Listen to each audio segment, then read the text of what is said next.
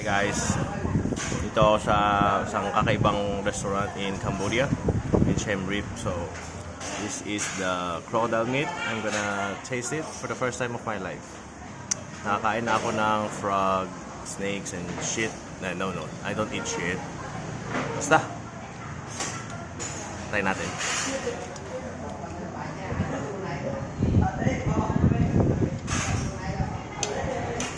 Para siyang chicken na beef. I will not know if it's beef. I will not know it's crocodile meat if hindi mo siya sinabi sa akin. Masarap siya. Masarap chicken.